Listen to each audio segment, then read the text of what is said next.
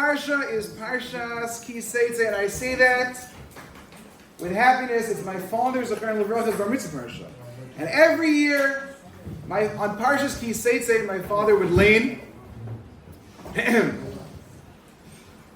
and he would also be the chazan. My father wasn't exactly the best chazan. He used to start by Licha Deidi. He would start with one song, and by the time he got to Likras Kala, it was already a different song. But he did his best. And Parshas Ki Seitzei is a Shabbos of great joy and great happiness. And it happens to be I'm going to a bar mitzvah this Shabbos, and they should also have a lot of mazel and simcha of a nephew of mine, Be'ez Hashem. But Parshas Ki Seitzei, there's something about bar mitzvah, Chaim, that I would really like to share. It's something that I find to be very important, and hopefully you'll find to be very important too. And it comes from this week's parsha. In this week's parsha, the very, very end of this week's parsha, it talks about the mitzvah of remembering to kill out Amalek, to wipe out Amalek. The pasuk says, "Zochar eis asher osa lecha Amalek." Remember that which Amalek did to you. Baderech b'tzeischem Mitzrayim, when you came out of Mitzrayim. The road out of Mitzrayim. What did Amalek do to us? So the pasuk then says, "Asher korcho baderech." They were kar you on the way. Let's see what kar means. Vayizaniv b'chol kol nechashalim acharecha. V'ata if you were so tired, v'lo yerli kilin firash.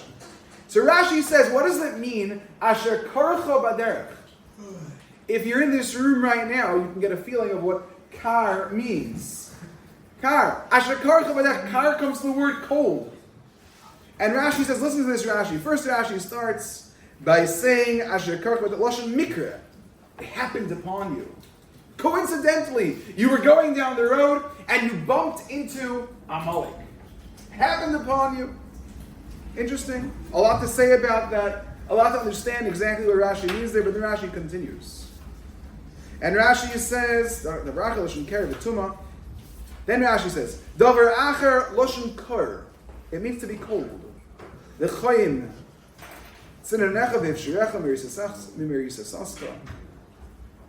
They cooled you down. The Jews had just come out of Mitzrayim. I am Litvish, I have to say. I come from Poland, Lithuania. But my grandmother, she was Hasidish.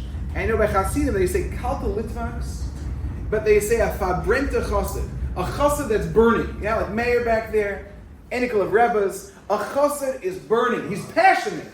A chassid comes out of Mitzrayim, the Yidden came out of Mitzrayim, and they were on fire. They were passionate. They were burning with religious fervor. They come out of Mitzrayim, they know Hashem just saved us. They come out of Mitzrayim, and they know everything with total clarity. Hashem made Shemayim v'aretz. Hashem runs the world. Hashem saves us. Hashem put us here. Hashem got us out. They were cham. They were burning with passion. And along comes Amalek. And Amalek says, I can't deal with all this passion. Asher karcha baderech. They say, slow down. Cool it. Relax. We're going to start up with the Jews. We're going to hurt them a little bit. Whether we can, whether we can't. But just cool it for a second. Don't be so passionate about what you believe in. Calm down. And it's a very scary message. It's a very, very scary message. I remember my first time. I don't know, maybe you guys, more recent for you. I remember my first time putting on tefillin. It was a month before Bar Mitzvah. I put on tefillin. I remember the smell of my tefillin. I remember the feeling. As I put it on my arm, back then my tefillin, the straps felt much thicker. Putting it on my arm for the first time, putting on my tefillin shel for the first time, it felt tight, it felt thick. Put it on, you feel it. The tefillin are on your head, and you really feel it. And then I remember my bar mitzvah. And by my bar mitzvah, I remember thinking one thing, that today finally I'm 13 years old. And All my averes from before, they weren't counted against me. I wasn't mature enough. I wasn't adult enough. But now it's on me. And I remember thinking, and it didn't last very long, but I remember thinking, I wish I wouldn't do another aver in my life. Maybe I can do it. Maybe I can achieve that level. I'm 13, maybe I won't ever do another aver. And I'm sure within a few seconds I got into a fight with somebody, I said something, but I still remember thinking that. That dream of, you know what, I'm a bar mitzvah boy and I have an absolutely clean slate. I can start fresh. But then it peters off, it peters out, it goes away. The feeling that Amalek put into us was that passion can't last and it's not worth even trying. Asher karcha baderech. Calm down. Cool it. You're going a little overboard. Yeah, you're doing well in your class now, but really, how long could that last for? Oh, I've been coming to davening, and I've been davening very nicely. You know what? I'm even trying now. I'm not going to talk in my tefillin from this part to that part, or the whole davening, or whatever it is, but I'm going to push myself. And somebody comes up to you, and he is Amalek, and he says to you these words. He says, how long could it last? Why try? And even though you don't listen to him then, but it goes into your head, and there's an Amalek feeling of Asher Karcha Baderech, they cooled you down. You were all ready to be great, and they slowed you down. They made it terrible. There are times in our life that happens all the time, and Elul is that time of year when you're supposed to be on fire. You're supposed to be aflame. You're supposed to be thinking, it's my bar mitzvah. Ani l'daidi v'daidi li. Hashem, I love you. You take care of me. You've given me my fingers. You've given me my toes. You've given me my fingernails. You've given me my mother. You've given me my father. You've given me money to buy food from the grocery store. You've given me my shoes, and some people have like 8 pairs of them nowadays. You've given me all of those shoes. You've given me my video game, and you've given me my Nebuch smartphone. You've given me, Hashem, you give it to me. I love you, Hashem. Ani l'daidi, I am for my beloved. V'daidi li, Hashem, you love me. Look at what you're doing. I have intestines. You know how long the intestines are? And food goes through that whole thing, and you don't even have to think. Just go through the intestines. Go through the intestines. Okay, now go to there. Now go to that part. Now go to the colon. Okay, go through it. You're never thinking about that. Ani l'daidi v'daidi li. I love you, Hashem. Hashem loves me. And in El, you can start thinking that way. You're supposed to be aflame. You're supposed to be passionate. You're supposed to be thinking about these things. You only have 30 days of El, 29. What are you going to do in El at this time of year to say, you know what? I'm going to light myself. I'm going to put myself aflame. I'm going to make myself passionate. And I'm not going to let that person, that Amalek in my own mind, I'm not going to let it say, cool down, cool off. Have you taken out a pen and paper? Have you tried to make a list? You know what? I'm going to try to work on these things. I could be a better friend. I could be a better child. I could be a better Talmud. Or I could say to myself, I could be a better father. I could be a better Rebbe. I could be a better friend. Did you think through the things that you can add to your life? It's very famous. Rav Shach, Rebbe, Mashkiach of Lakewood, Matzio Solomon, Zecher Tzadik Kodesh L'Bracha, well known that Rav Shach went to spend a day. Matzio went to spend a day with Rav Shach. And he was staying in his room. I told this to people this week. But he was staying in Rav Shach's room. And in and out, people would come in asking Rav Shach for advice. What can we do? And to each person, Rav Shach said pretty much the same thing. You need to work on benching from a bencher. You need to work on taking out a sitter and benching from the side. My grandmother's never heard this. But I will tell you that my grandmothers, both of them, they always, even my grandma was 105 years old. At 105, my grandmother was still benching from inside of a bencher. My grandmother, I assure you, she knew benching by heart. She knew all of Tanakh by heart, my grandmother. My grandmother and grandfather used to go on trips up to the country. When they would go on trips, my grandfather would start a pasuk, and my grandmother would finish it, and then she would start a pasuk, and he would finish it. That was their trip up to the country. They didn't have, podcasts to listen to and radio and music, whatever it was. If they would drive, and also my grandfather drove really slowly. My grandfather was a very slow driver, so going up to the country could have taken like a month for them. But they were going back and forth, and my grandmother would start, and yet, after all that, my grandmother, when she was ready to bench, she would open up a bencher and she would bench inside. The Chidah says that when a person benches, be very careful. Don't start moving your hands. Sit on them. Sit on your hands so you don't do anything with your hands when you're benching. It's so important to bench from a bencher. What's also famous is that when Rav Shach accepted upon himself to bench from a bencher, very famously, he said, I'm only accepting upon it only if I'm benching in my own home. Only at my own Shabbos table.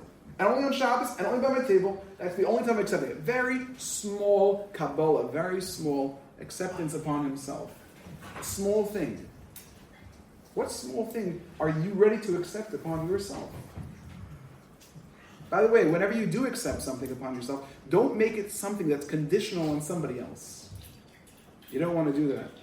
You make it conditional on somebody else. Like when that person comes around, I will always do X. Well, let the guy's not around. The Yitzhar will make sure that guy doesn't show up. Figure out something small. Something that you could say at the end of Elul next year. Tafshin Pei Hey. When you get to Elul next year, you'll say about yourself, you know what? I accepted upon myself this, and I stuck with it the entire year. And you stick with it the entire year. Who knows? Maybe you'll stick with it for your entire life. There's so much to be said. It's well known. My grandmother had a different way of saying it, but it's well known that in the olden days, during Elul, my grandmother would say in Elul, afilu devant tzitert. In Elul, even the walls shake. My grandmother my great grandmother, she was 106 years old. She was from Sanz. If they were saying the same thing in the Hasidic town of Sanz in the south of Poland, that they were saying in the Litvish cities up north, you know that it was accepted by everybody. In Elul, there's a feeling of a little trembling. When I got married, I told my wife, I have to apologize. I said, but expect me to be a little more serious during Elul. I might not want to go to all the places. I might not be acting the same. I have to tell you, I get nervous during Elul.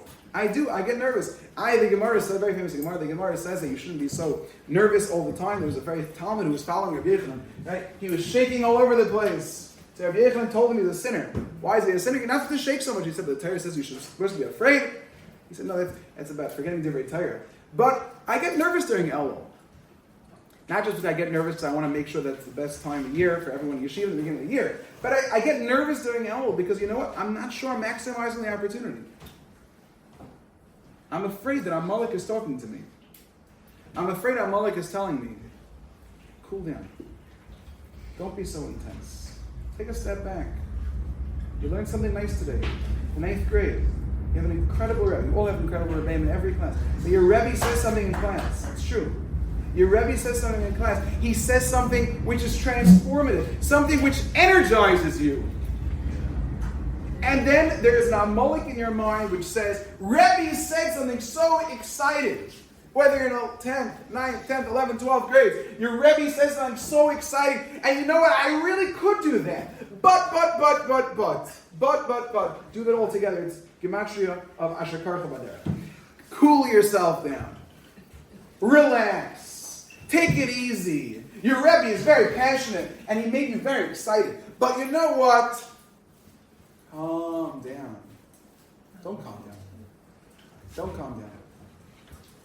When it comes to playing a video game, you calm down, you say, you know what? I'm ready to take a nap tonight. I'm going to go to sleep. You know what? I should really calm down. I once had a Talmud, one of my dearest, most favorite people in the entire world. Not once, always had a Talmud. He once came in, and I wish I felt like this way, the way he felt. He once came into my class, and his head was down. He looked very, very sad. So, at some point I asked him, why are you so sad? He said to me that he really likes playing a certain video game, Call of Duty. He really likes to play it. And there was, I think it was like an upgrade in the game. And when it happened, he lost all of his memory in that game. He lost everything. You know what? You laugh. But I didn't laugh. Because you know what? It meant a lot. Think about how many hours of his life were put into all that memory in that game. Tons of hours and hours. And when he lost all that time, it hurt him a lot. And it would hurt me a lot too. Imagine somebody comes up to you and says, listen, you're going to live till you're 93 years old. But you know what? I don't think you need all those extra 5 years. Let me cut out. You'll be 88 instead. This guy lost all those years of his life. You shouldn't be unhappy about it. I told him, put your head down. You put your head down. It's fine. It's hot, isn't it? It's a struggle. It's a tragedy. It's a struggle. This guy, whoever that guy was, but this guy, he's mamish like the Chafetz Chaim. Why is he like the Chafetz Chaim? How is he like the Chafetz Chaim? I'll tell you. The Chafetz Chaim wrote the Sefer Mishnah Berurah, the set of Song Mishnah Berurah. And he writes this set. Great. So he has these two superstar Talmidim. Who were the two biggest Talmidim of the Chafetz Chaim? One was Rabbi Zakheim Shlita, my grandfather's Rebbe, and the other one was the Panovich Rebbe, Yosef Shlomo Kahneman. And they were chavrusas. They're learning together chavrusas. They're learning the Sefer of the Rebbe, the Mishnah Berurah. And one day, they have a question on one of the Sfarim brought in the Mishnah Berurah. So they go to the Chafetz Chaim. They go knock on his door. They say, Rebbe, we're learning your Mishnah Berurah. We have a question from this Sefer that you quote. So he says, great, what can I do for you? Rebbe, can we see that Sefer? And he says, I don't have it. You wrote the whole Sefer. You don't have that Sefer. You wrote the whole set in there. You quote the Sefer. Where's that Sefer? The Chafetz Chaim says, I don't have that Sefer. In fact, I don't have most of the Sfarim that are quoted in Mishnah Berurah. I went to a small shul for a year or so, and I used all the Sfarim that were there, and when I need to borrow, I borrowed from people, but I never had my Sfarim myself. So they said to him, Rebbe, why don't you have the Sfarim? He said, because every penny that I make costs a certain amount of time in my life. And when I take that penny, I take that money, and I use it on a Sefer, I have to make a calculation. Is it worth the time in my life I used to make that money, to be able to buy that Sefer? And when I see this far on my shelves, all I'm thinking is, that one is 2 weeks of my life, that one is 7 hours, that one is, and I couldn't do it to myself. So therefore, says the Chafetz Chaim, I didn't buy the Sfarim, because I could have used it, the money in other ways, and I went to borrow it, and that saved my time instead, because I couldn't imagine using all that time and putting it on my shelves. And this young man who's like the Chafetz Chaim, he pays attention to moments in his life and time in his life. And he recognizes the value of time, and I am jealous of that person, because I wish I was so appreciative of the value of my time like this young man was. You lose time in your life. Elul is so precious. It's so important. Don't let anybody cool it off for you. Use your time wisely. Greatest time. I'm so excited. Shabbos is coming. I don't know how else excited than me. Like me, I'm so excited for Shabbos. Hashem should give you all a beautiful, spectacular Shabbos full of delicious cholent and beautiful.